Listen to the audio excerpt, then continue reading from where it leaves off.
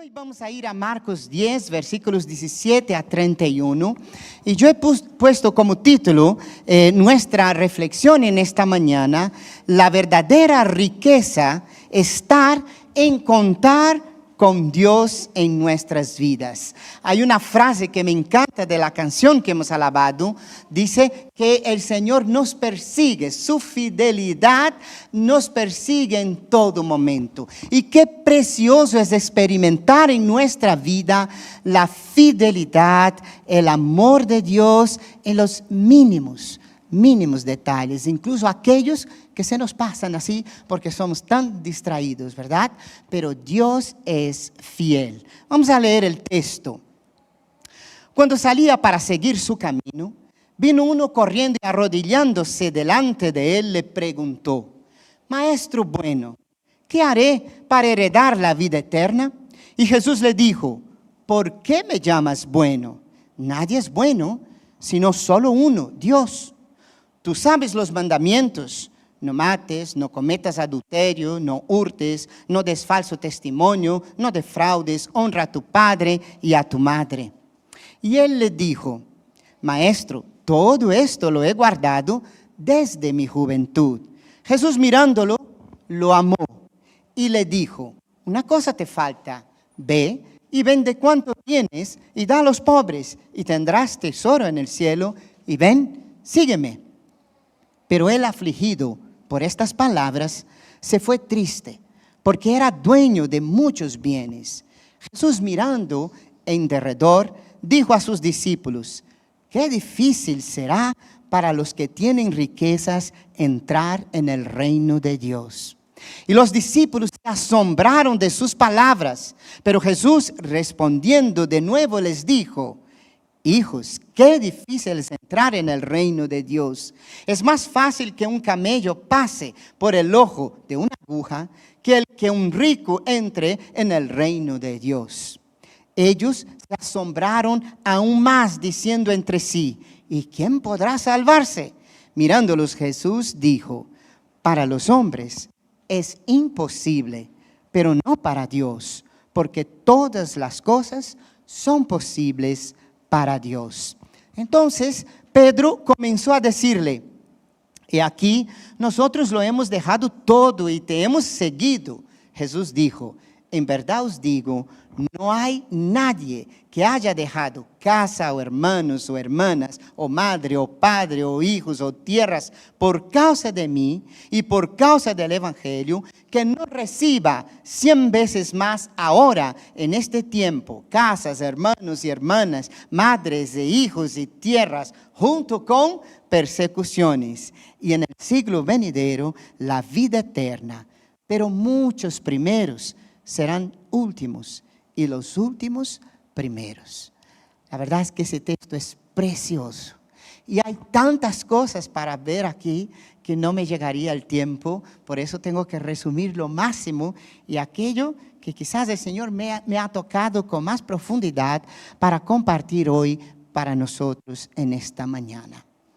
Lo primero que quiero que pensemos es que este joven quería estar seguro de poseer la vida eterna, y por eso preguntó al Señor cómo lograrla, cómo poder conseguir la vida eterna. Dijo que jamás quebrantó ni siquiera una de las leyes que Jesús le mencionó. Pero Jesús, y hay algo que me toca aquí, lleno de amor, porque dice tan claro en el texto, y el Señor lo amó, lleno de amor, irrumpió a través del orgullo del joven con un desafío a que expusiera sus verdaderos motivos.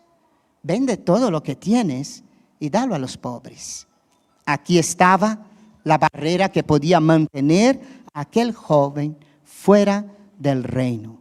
Su amor, en ese caso, a lo material, al dinero, a lo suyo. El dinero quizás representaba para él su orgullo, el éxito logrado y la autosuficiencia. Y es irónico, pero su actitud le incapacitaba para guardar el primer mandamiento de no permitir que nada llegara a ser más importante que Dios.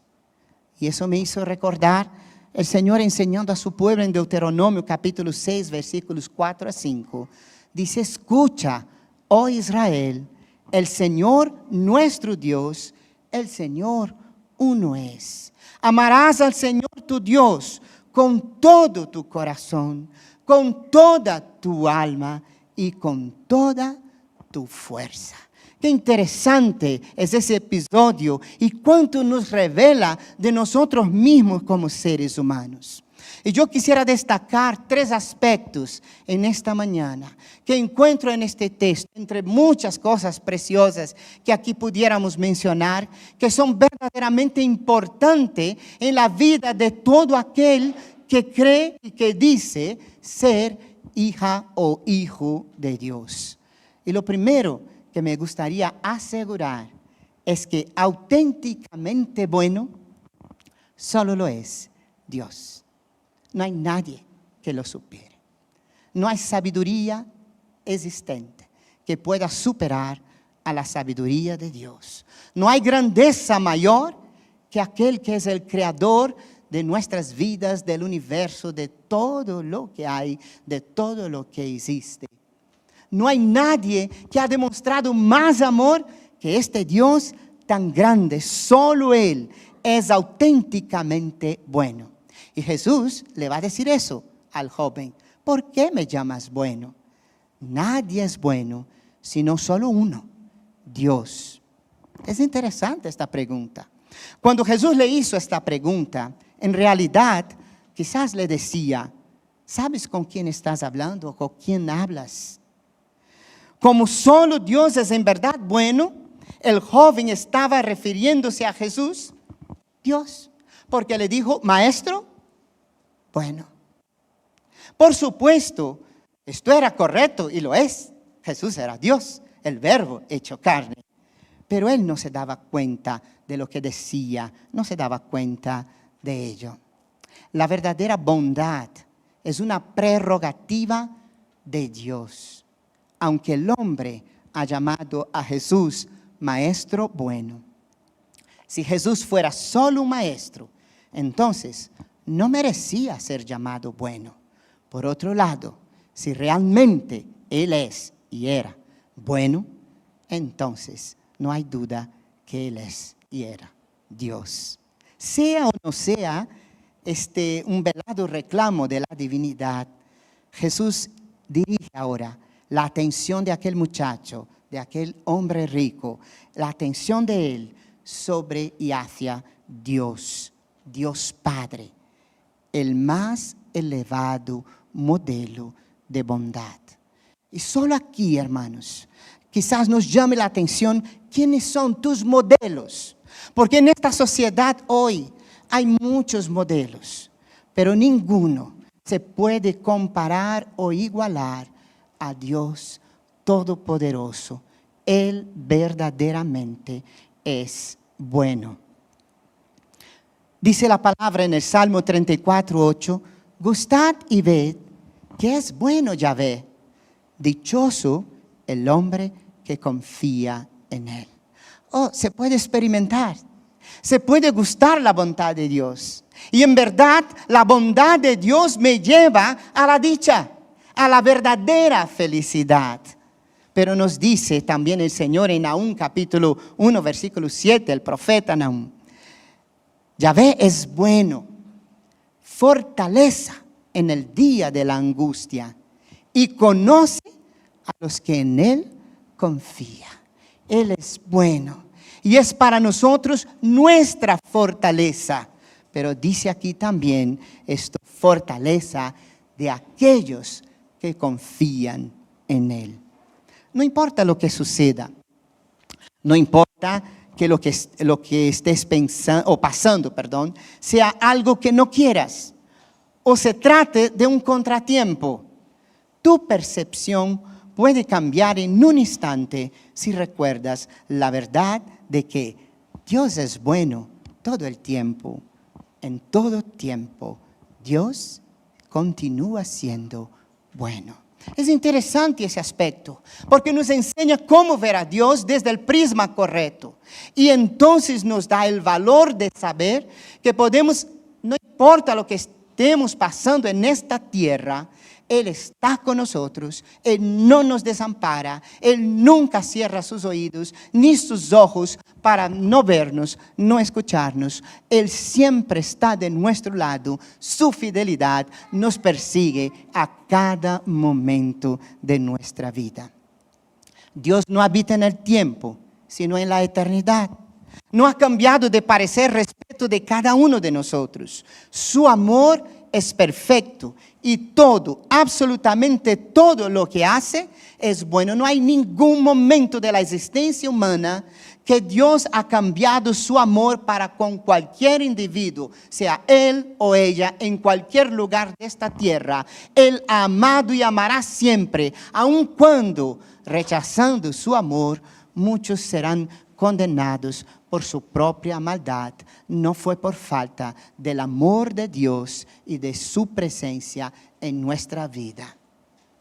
Toda dádiva buena, todo don perfecto, viene de lo alto, desciende del Padre de las luces, con el cual no hay cambio, ni sombra de variación. Dios siempre será el mismo. Dios siempre es el mismo. Dios siempre cumplirá sus palabras. Dios no engaña a nadie. Dios no juega con nadie. Dios no menosprecia a nadie. Él siempre es Dios. Y todo su mirar hacia nosotros y su obrar hacia nuestras vidas es para nuestra bendición. Eso también nos lleva a pensar algo que me toca. Ningún ser humano debiera ser orgulloso. Pero yo voy a hilar más fino ahora. Ningún creyente en Cristo debiera ser orgulloso.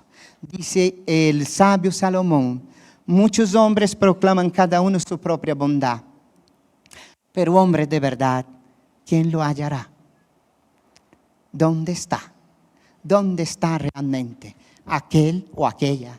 Porque estamos hablando del ser humano, que sea verdaderamente bueno y digno de toda alabanza.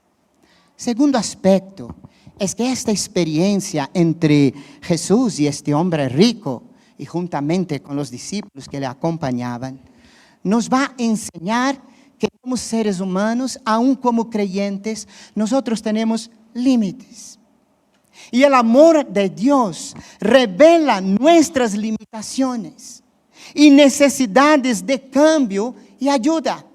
Cuando tú estás en la presencia de Dios, la luz que alumbra, no solo nos alumbra para ver el camino, pero también nos alumbra para mostrar exactamente quiénes somos, de verdad, no aquello que creemos que somos. Pero ¿cómo estamos? De verdad, no como creemos que estamos. Dice que Jesús mirándolo, lo amó y le dijo, una cosa te falta, ve y vende cuanto tienes y da a los pobres y tendrás tesoro en el cielo y ven y sígueme. Muchas veces nos sorprendemos, hermanos, cuando en sinceridad averiguamos cuáles son las verdaderas intenciones de nuestro corazón a la hora en que estamos actuando, luchando, conquistando, deseando, queriendo algo. El joven no pudo cumplir el requerimiento que Jesús le hizo, entregar el corazón y la vida a Dios. No podía. Se acercó a Jesús deseando saber qué hacer y se fue viendo lo que era incapaz de hacer. Aquí me surgen algunas preguntas que quisiera trasladar a nosotros para que meditemos. ¿Qué barreras te impide de entregar tu vida a Cristo tal como Él pide? ¿Qué es lo que estorba para que tú seas lo que Dios anhela que tú seas? Otra pregunta directa que nos viene en el texto. ¿Qué significa para ti tu dinero?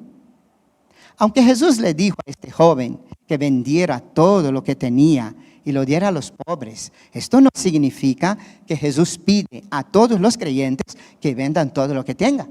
No es así. Y tenemos experiencia en eso desde el día que conocemos. Pero esta historia vivida nos quiere revelar y nos muestra que no debemos permitir que haya algo que nos frene a seguir a Jesús.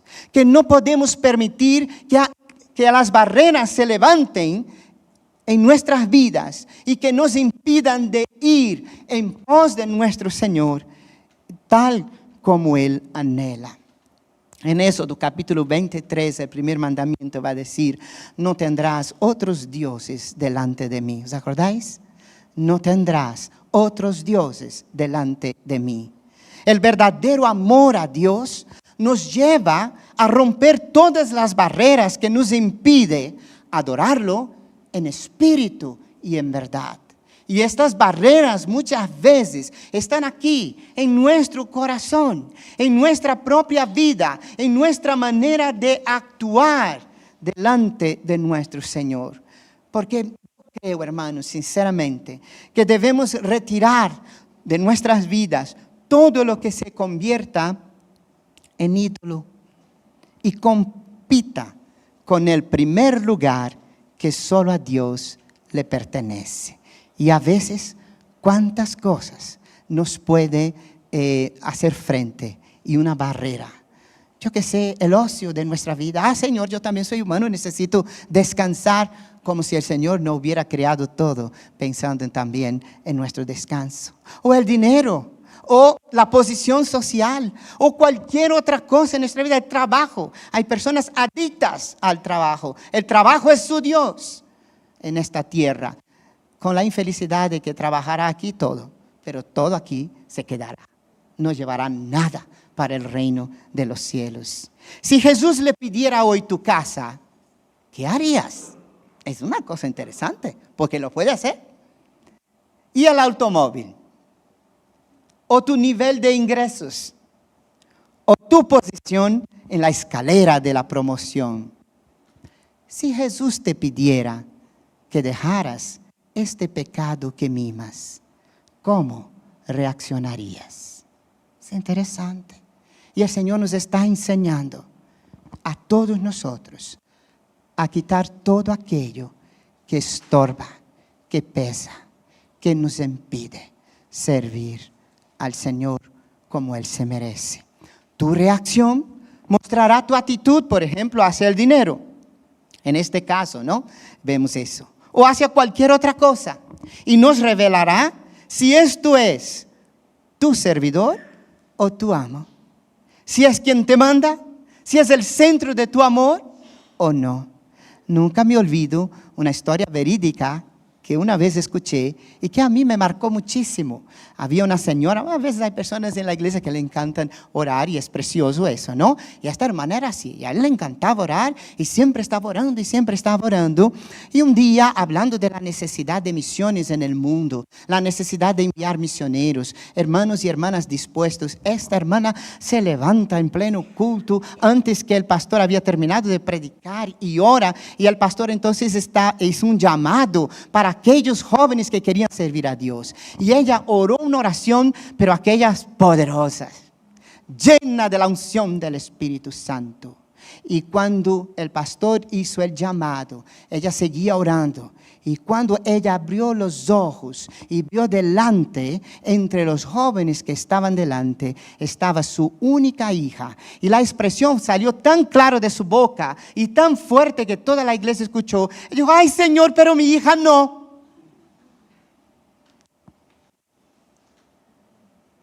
¿Qué tienes tú en tu corazón? Hablar es una cosa, ser es otra. Él es el primero, Él es el Señor. ¿Es el centro de tu amor? Te amo, Dios, ¿no? Cantamos ahora. Jesús manifestó, sí, Él sí manifestó un amor verdadero hacia este hombre, aún sabiendo que no le iba a seguir, por lo menos en aquel momento. Más tarde no lo sé, la palabra no nos lo dice, pero en aquel momento no le siguió. El amor verdadero es capaz de dar una clara advertencia No se anda por las ramas respecto a la verdad. Cristo nos amó tanto que murió por nosotros, pero todavía hoy Él sigue hablándonos, ¿sí o no? Él nos advierte, Él nos muestra el camino.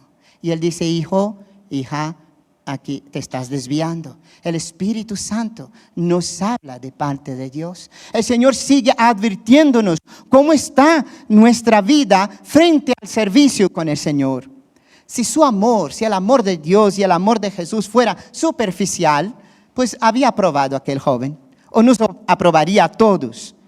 Pero como su amor es completo, nos presenta retos de cambios en nuestra vida. El Señor no es de aquellos que están engañando y pasando la mano sobre la cabeza. Por supuesto, tampoco es de aquellos que están acusando y haciendo el trabajo del diablo. Pero el Señor nos habla con seriedad, con cordura, con claridad, lo que necesitamos escuchar.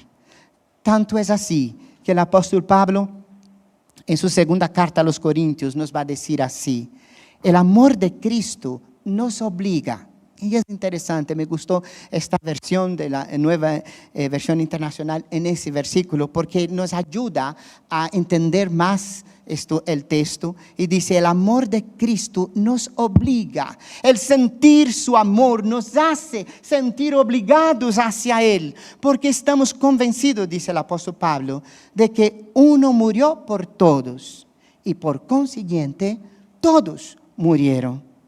Y Él murió por todos, para que los que viven ya no vivan para sí, sino para el que murió por ellos y fue resucitado. Qué interesante, porque cambia totalmente el prisma de nuestra vida. No es tu vida, no es mi vida, es la vida que el Señor me ha dado para vivirla. Y cambia mucho la manera de entender y la manera de actuar. Y tercer aspecto, hermanos, que veo en ese texto, es que la dificultad se encuentra en el error de tener como precioso lo que es en verdad vil. De tener como algo sumamente precioso lo que no lo es. Dice el Señor en Mateo capítulo 6, 21, porque donde está vuestro tesoro, allí estará también, ¿qué? Mi tesoro. ¿Os acordáis de dónde está tu tesoro? ¿Qué es? ¿Quién es tu tesoro? Nuestro corazón muchas veces nos engaña y camufla la intención que hay en nosotros mismos. ¿Y quién es el sujeto, objeto verdadero de nuestro amor y de nuestras acciones? Hay muchas personas que hacen cosas buenas con una intención completamente irreal, o por lo menos que no agrada a Dios. Hay muchas veces que simplemente por aparecer, por estar delante, porque la gente no haga la reverencia o cualquier otra cosa, uno trata de ser lo que en verdad no lo es. Muchas veces somos engañados por el corazón. Y hoy, en un mundo donde la idolatría por el yo o el ego es lo que más se aprecia y se exige, se hace imposible para muchos discernir a Dios y al otro de manera desinteresada y verdadera. Hay personas que aman a Dios solamente porque quieren sentirse seguras.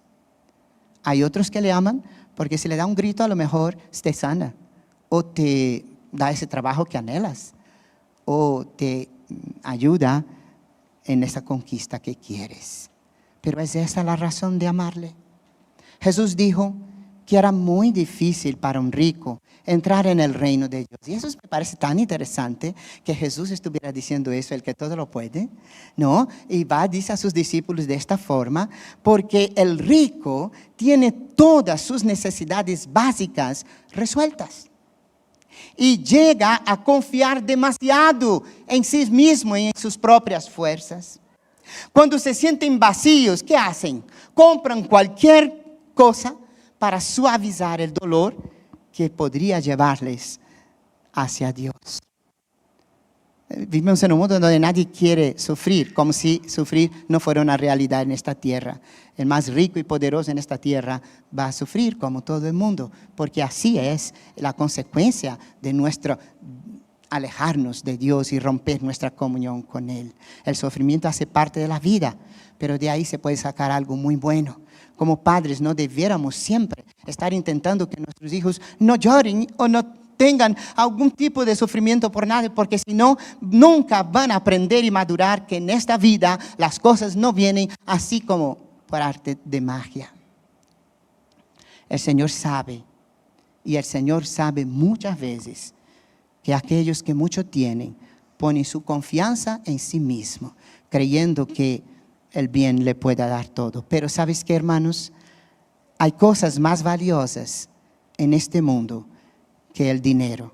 Y hay cosas que no tienen precio. Hay cosas preciosas que no se compran con dinero.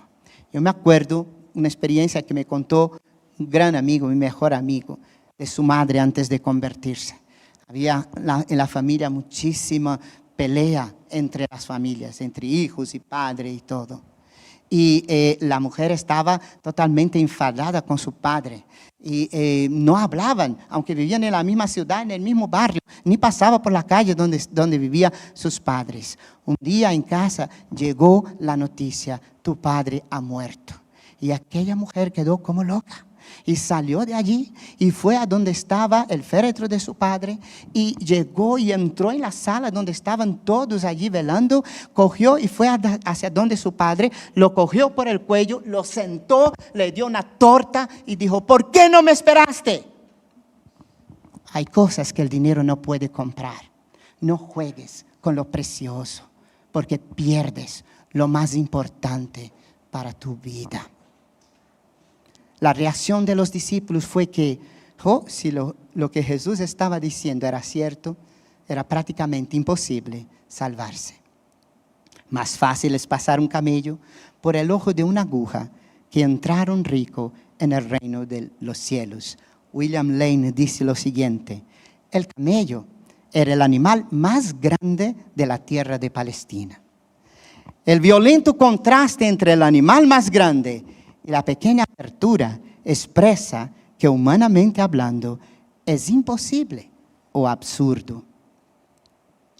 Dice Leon Morris: se han hecho intentos para explicar las palabras de Jesús sobre el camello y el ojo de la aguja, y ya he visto muchas versiones, pero en verdad esas explicaciones están mal dirigidas. Ellos yerran en el punto que Jesús está utilizando apenas una ilustración humorística. ¿Qué quiere decir Jesús? Jesús usó un proverbio que había, cómico, para ilustrar lo difícil que eso es. Con toda claridad, un camello no puede pasar por el ojo de una aguja, sea esta aguja lo que queramos que sea. No puede, es imposible. Sin embargo, y aquí viene la enseñanza más profunda todavía, la gracia de Dios es suficiente para salvar al rico y a todo ser humano. Hablando bíblicamente, nosotros tenemos ejemplos de personas como Zaqueo, ¿sí o no? José de Arimatea, Bernabé, muchos otros, tanto en el Antiguo como en el Nuevo, y muchos también a través de la historia de que vivimos.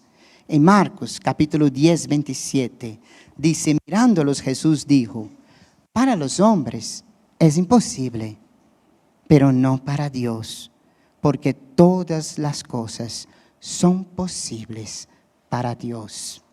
Entonces quisiera que antes de tomar la Santa Cena tengamos algunas conclusiones en esta mañana, algunas cosas que nos hagan pensar, no solamente para pensar, hermanos, pero que nos hagan permitir que Dios obre en nuestras vidas y cada día nos haga más semejantes, más parecidos, más cercanos, más hijas e hijos de Dios en un mundo en tinieblas. Pedro tenía que ser Pedro. Siempre Pedro sale con la suya. Entonces le dice, he aquí nosotros hemos dejado todo y te hemos seguido. ¿Qué quería decir Pedro? Un buen entendedor sabría exactamente lo que quería decir, ¿no? En contraste con el joven rico, los discípulos realmente habían dejado todo para seguir a Jesús. Ahora la pregunta que estaba oculta es, ¿y cuál es nuestra recompensa? ¿Qué vamos a recibir si hemos dejado todo por el Evangelio? Y una de las primeras conclusiones que quiero decir, hermanos, es que Dios es tan bueno. Cuán importante es discernir lo que de verdad me motiva y me cautiva. ¿Qué es? ¿Cuál es el centro de tu vida? ¿Qué es o cuál es o quién es a quien más das importancia en esta vida? Y el Señor tuvo que un día hablar a su profeta, lloroso y muy pesado por todo lo que estaba pasando en medio de su pueblo rebelde. El Señor le va a decir, entonces dijo así el Señor para Jeremías, si vuelves, yo te restauraré. En mi presencia estarás. Si apartas lo precioso de lo vil, serás mi portavoz, que se vuelvan ellos a ti, pero tú no te vuelvas a ellos. Y eso es un mensaje muy actual. Tienes que aprender a entresacar lo precioso de lo vil. Y entonces podrás vivir, no solamente teorizar sobre la bondad de Dios. Podrás caminar en esta vida sabiendo que Él está contigo en todos los momentos, en los altos cumbres, las cumbres de las montañas, pero en los valles más profundos que vas a enfrentar. De hecho, serás, como todos nosotros, portavoces de su palabra. Quizás un quinto evangelio que a las personas puedan conocer. Y algo que queda bien de advertencia aquí, no sean como ellos. No te dejes llevar por el mundo. No es la filosofía del mundo. No es el dinero del mundo. No es todo lo que el mundo está avanzando, la ciencia del mundo, que te va a dar vida eterna. Es solo Cristo en Dios. Amén. Segundo, todos los que se sacrifiquen por el Señor serán recompensados. Y tienes que saber esto. Dios es fiel y bueno en todo tiempo. Pero el tiempo y manera en que Dios recompensa puede no coincidir con el tiempo, manera que el ser humano espera ser recompensado. Y no va a coincidir muchas veces, porque Dios ve mucho más que tú ves.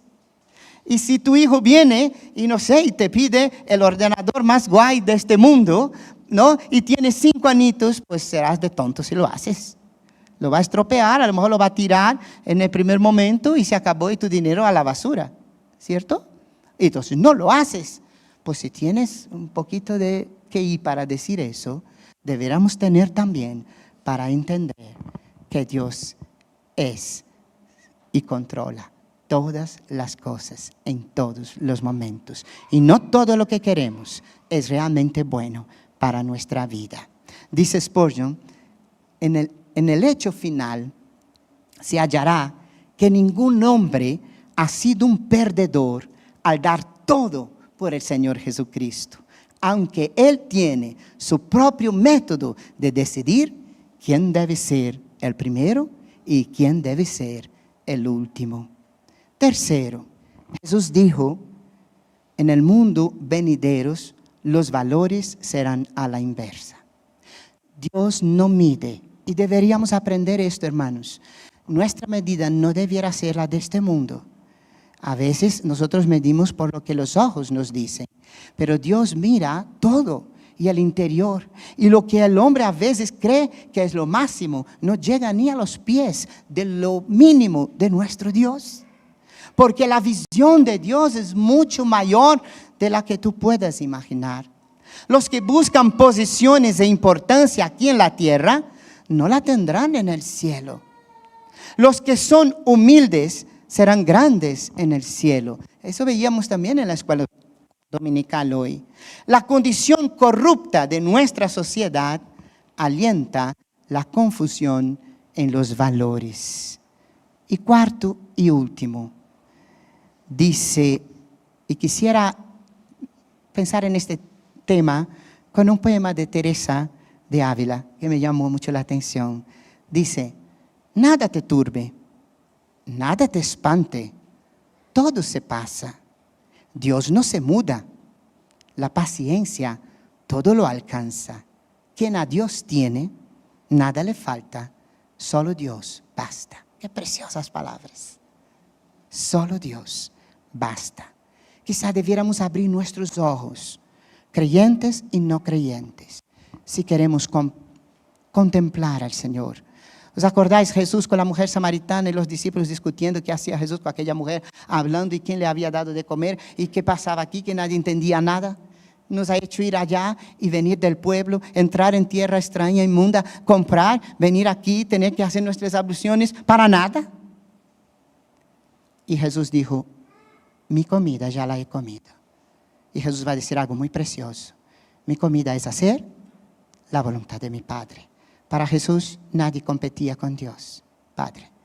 Para cualquiera de nosotros que anhelamos o decimos ser creyentes, nada ni nadie debiera competir con Él, con nuestro Señor. Hay muchas veces pecado, orgullo, sordera espiritual, religiosidad, rebeldía, ídolos, desconocimiento, terquedad, etcétera, etcétera, un sinfín de cosas que pueden levantar una barrera contra Dios.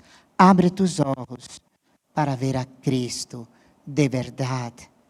El Señor está cerca de quienes lo invocan, decía el salmista. De quienes lo invocan en verdad. Cumple, y a mí me encanta ese texto, los deseos de quienes le temen. Atiende a su clamor y los salva. Cuán importante es conocer al Señor profundamente y no simplemente hacer teorías de ser un creyente. Cuán importante es saber, Señor, te amo de verdad, porque te amo. ¿Qué es lo que me hace estar aquí? Durante mucho tiempo en nuestra nación, la cristiandad ha vivido de costumbres. Y hay muchas personas que dicen, no, yo soy cristiano porque mi padre es cristiano, mi abuelo es cristiano, mi tatarabuelo es cristiano, y el de atrás de los abuelos también lo era. Pero entendemos que eso no es así, ¿verdad? Ser cristiano, de verdad, es una decisión con el Señor. Es verle, es aceptarle, es entender, es tomar la decisión de decir, sí, ven